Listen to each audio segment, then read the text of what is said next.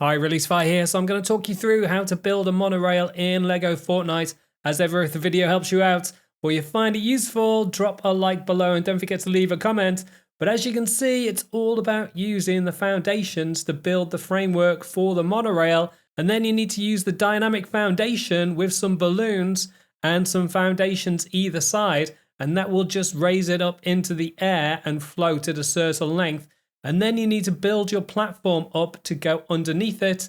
You can see I've built up quite a tall platform. And the reason for that is because the ground is pretty different in terms of its height. And this way you get to have a nice straight platform all the way across. And then you can just build your entire monorail structure underneath the monorail train itself. You can see I put the thrusters on the back and a switch in the middle. And that should give you a good idea of the general mechanics of how it works. However, believe me when I say this entire thing is way more complicated than I'm making it look here. However, it is achievable, and if you follow all the tips in the rest of the video, then you should be able to complete it.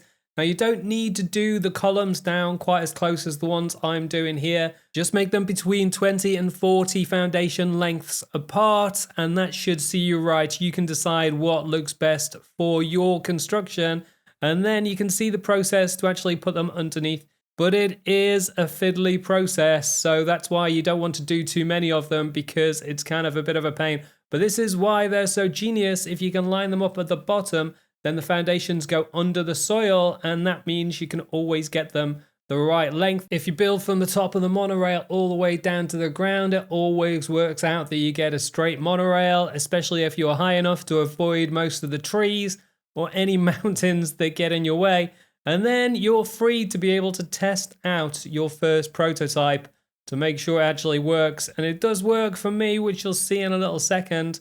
It went pretty well, but it's easy to go off the edge if you haven't built enough track. Luckily, because of the balloons, you always stay in the air anyway, so you don't lose too much time. However, I definitely recommend building a lot of track. But you can also see that actually I can't just build out underneath it because the train construction itself is too low and it would start to stick to it. So instead what you need to do is stick another balloon on, and that will raise it up, and then you can build underneath it. And that is a trick that saved me so much time once I worked it out. I kind of thought I was going to have to start all the way from scratch, but you can always just raise your train back into the air and lower it down by adding or removing balloons. It kind of always just works out. So that's definitely a huge tip. And you can see by taking away balloons, you can then get it to lower back down to the ground. Sometimes it's fast and sometimes it's too fast and it'll crash through the monorail. So you always want it to be relatively slow. Definitely take your time over that. But that was the prototype, and this is the move into something that looks a bit more like an actual monorail. I've extended this out with the foundation blocks, and then I've put a dynamic foundation on, and then I'm building up the walls, and I've used the bay windows as the front, and I'll do the same for the back. And I'm also using bigger balloons, which gives it more lift. Essentially, as you put more things onto your monorail, any construction, it gets heavier, and you'll need the bigger balloons to get it in the air. And you definitely want it up in the air to be able to construct things. It's just way easier. So you can see here, I'm just going to put on the long runner foundations to be able to hook around the track. It takes a bit of time with all these things to get the right position. So definitely take your time and move around if you're finding it difficult. But there you can see the impact on the track itself. It actually breaks through the track on multiple occasions for me as I'm putting this together.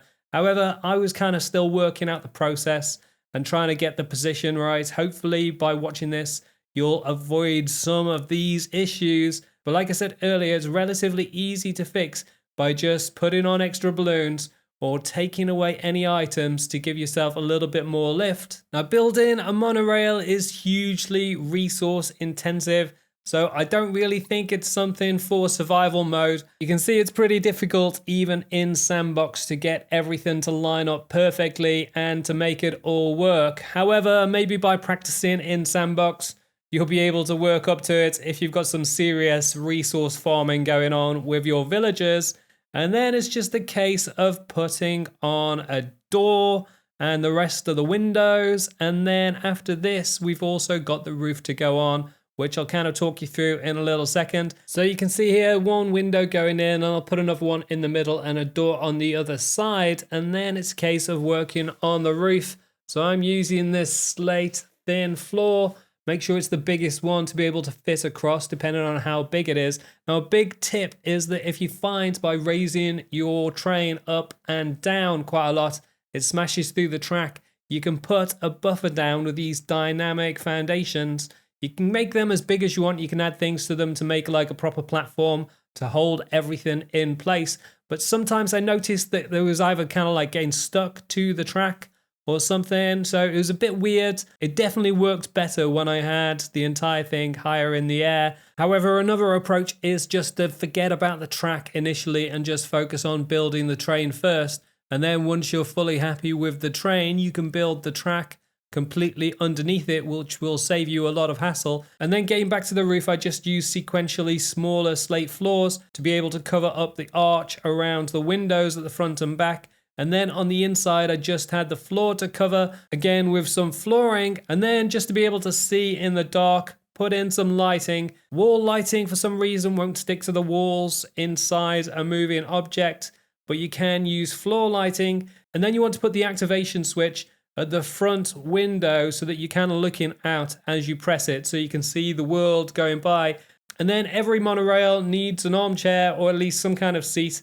At least one, if not loads more, although you can't actually sit down in the game. But at least it'll feel a bit more like a monorail, and it'll give you a way to kind of stand up a little bit higher so you can see things moving on the outside in a bit more detail, and you can see any problems before they take place. So then you need to check the outside of it to make sure you've got thrusters on the back. So you've got the activation switch, it's fully on the rail, and you've got all the balloons in place to give it enough lift.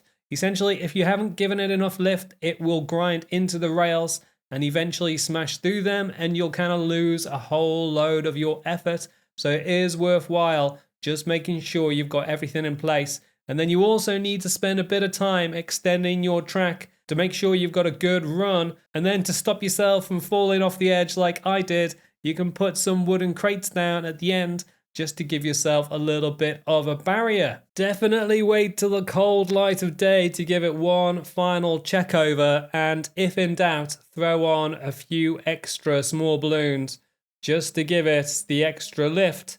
But once you've done all that, you can head on inside and give it a little bit of a tester so you can see the world going by outside the windows, but it's not going terribly fast on my first run. To speed things up, you just need to give it more lift. You can see it's actually grinding on the rails a little bit. Give it a little bit more lift. You can also put more thrusters on the back to make it go a little bit faster. But that is how to build a monorail in Lego Fortnite. Like I said before, if the video helps you out, drop me a like below. You can also subscribe to the channel if you haven't already with the link on the left hand side, and see more of my guide videos for Lego Fortnite with the links on the right hand side. Leave any comments. Let me know what you think of the monorail, and I will catch you next time.